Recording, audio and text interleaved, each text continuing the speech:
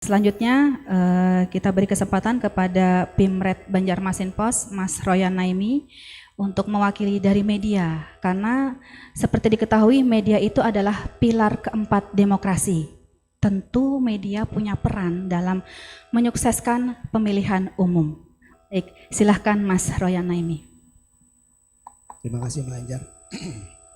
Assalamualaikum warahmatullahi wabarakatuh.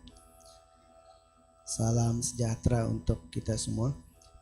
Yang terhormat Komisioner KPU Kalsel Bapak Fahmi, terima kasih atas kehadirannya. Yang terhormat Prof. Bahrudin, terima kasih Prof. Ikut berpartisipasi dalam event ini, event untuk sosialisasi pemilu dan pilkada. Yang terhormat Bapak Muhlis, Komisioner KPU RI ya?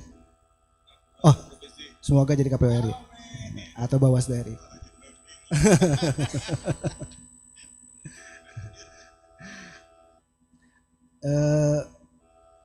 Menjadi narasumber yang terakhir ini ada enak dan gak enak. Yang gak enaknya adalah semua materi sudah diborong oleh narasumber yang duluan gitu. Tapi yang enaknya durasi saya berbicara hanya sedikit karena terbataskan waktunya gitu.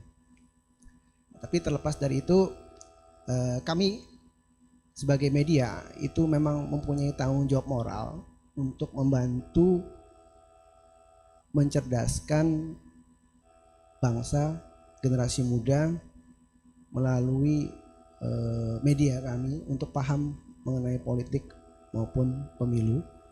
Karena seperti disampaikan oleh narasumber tadi oleh Prof. Bahrudin bahwa media itu adalah pilar keempat dari demokrasi selain eksekutif, yudikatif, legislatif dan pers ya. Jadi begitulah media kami mengambil peran itu. Dan sebagai informasi Pak Muhlis, ini dalam sebulan ini kita sudah menggelar event yang disupport oleh dua lembaga. Yang pertama oleh Bawaslu Kalsel, kemudian sekitar tanggal 8 Agustus lalu, kemudian yang sekarang ini adalah disupport oleh Kes Bangpol. Makanya ketika tadi KPU selalu hadir, semoga KPU berikutnya.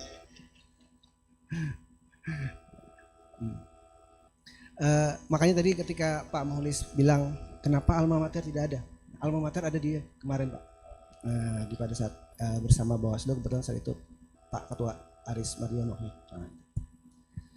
Baik, jika tadi kata Prof. Bahrudin media itu sebagai pilar keempat demokrasi, sebenarnya ada satu lagi yang menurut salah satu pihak sebagai pilar kelima dari demokrasi. Apa itu? Media sosial. Dan ini disampaikan langsung oleh di Dirjen Kominfo kalau salah, bahwa media sosial itu menurut mereka adalah pilar kelima dari demokrasi.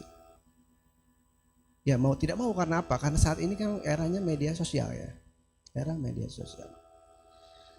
Mungkin pada saat saya ingin bertanya kepada adik-adik yang hadir,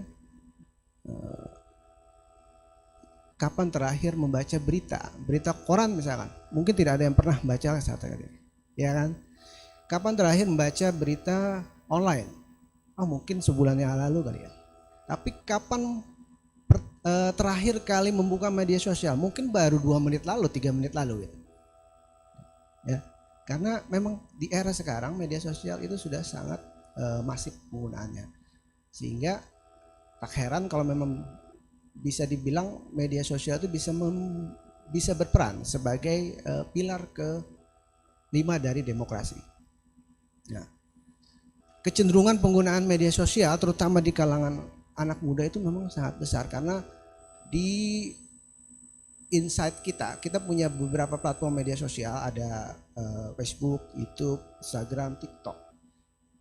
30%-nya adalah usia Gen Z, usia-usia adik-adik sekalian sebagai follower. Demikian pula dalam hampir seluruh media sosial mainstream. Kemudian tingkat akses untuk media sosial, akses informasi melalui media sosial, kecenderungannya berubah semakin membesar.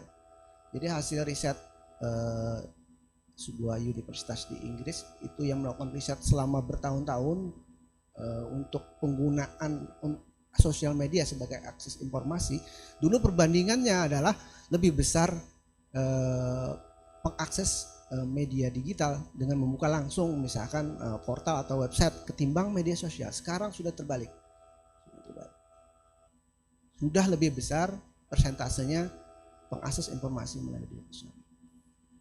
Nah, jadi ada dua hal yang bisa digarisbawahi bahwa satu, media sosial menjadi salah satu media utama di era saat ini bagi pengakses informasi. Yang kedua, sebagian besar pengaksesnya adalah anak-anak muda, anak-anak Gen Z, kelompok milenial yang memang di era mereka lah saat ini media sosial menjadi sebuah platform yang banyak digunakan.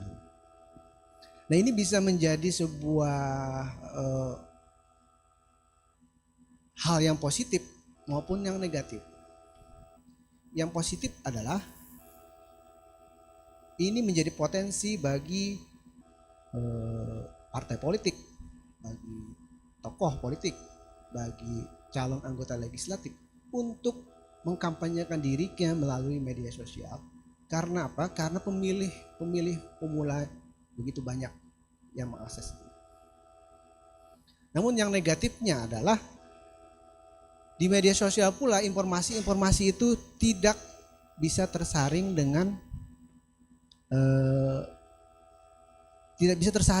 saringan-saringan, ibarat kalau saringan teh itu saringan yang kecil-kecil, kecuali dari diri kita sendiri.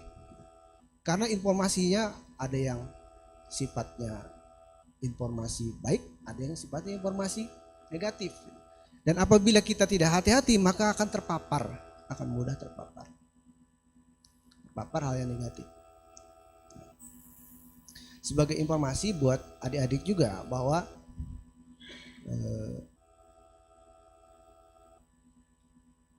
Presiden Filipina yang sekarang, Marcos Junior, dulunya ayahnya adalah seorang presiden diktator di Filipina. Kemudian sekarang anaknya itu menjadi presiden. Kemenangannya, salah satu faktor kemenangannya adalah dia populer di media sosial. Kemudian pada pemilu sebelumnya, pada saat Presiden Amerika Serikat Donald Trump menjadi presiden, sosial media juga menjadi alat dia untuk mengkampanyekan dirinya sehingga dia menjadi presiden Amerika Serikat. Jadi betapa dahsyatnya sosial media kalau digunakan untuk sosialisasi dan kampanye. Nah, lantas bagaimana memilah informasi-informasi dari media sosial agar adik-adik mendapatkan informasi mengenai pemilu, informasi mengenai pemilu atau pilkada yang benar gitu.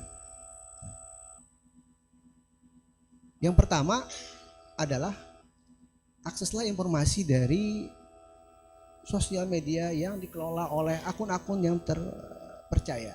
Apa saja akun-akun yang terpercaya? Yang pertama adalah media mainstream. Kenapa menjadi media mainstream? Karena media mainstream adalah media yang punya tanggung jawab untuk menginformasikan informasi-informasi yang benar. Kalaupun tidak benar akan bisa kita giring ke Dewan Pers, akan diadili oleh Dewan Pers, sehingga kita akan mudah untuk mengetahui apakah media itu akan ada kecenderungan tidak independen atau tidak. Sebaliknya apabila misalkan media sosialnya adalah media sosial yang bukan terverifikasi, apalagi akunnya abal-abal, maka kita akan sulit untuk mengetahui informasi itu adalah informasi benar atau tidak. Yang kedua adalah akun media sosial dari penyelenggara pemilu. Penyelenggara pemilu punya tanggung jawab moral pula untuk memberi informasi, memberi edukasi, memberikan pengetahuan terkait pemilu. Sehingga kredibilitasnya pun akan terjaga. Yang ketiga adalah media sosial adalah tokoh-tokoh yang terpercaya. Berikut juga media sosial dari partai-partai politik yang juga pasti akan berusaha untuk memberikan informasi yang benar. Nah, dari sejumlah informasi itulah kalau adik-adik sekalian bisa untuk menambah pengetahuan politik, pengetahuan pemilu, sehingga adik-adik tidak akan mudah terpapar oleh informasi-informasi negatif, informasi-informasi hoax yang bisa membuat pola pikir kita berubah menjadi apatis kepada pemilu, apatis kepada demokrasi, apatis kepada tokoh publik maupun partai politik.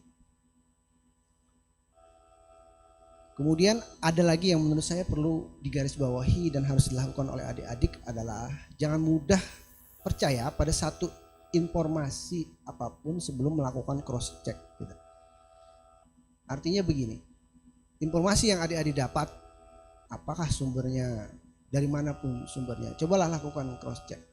Misalkan adik-adik mengakses Banjarmasin Post baik melalui sosial medianya maupun langsung melalui websitenya misalnya. Kalau merasa tidak percaya dengan informasi itu, coba cari informasi pembanding, googling lagi atau cari lagi di melalui YouTube atau apa, informasi-informasi serupa itu. Sehingga bisa membandingkan informasi-informasi itu apakah ini memang benar atau tidak, sehingga penting sekali untuk meningkatkan literasi adik-adik.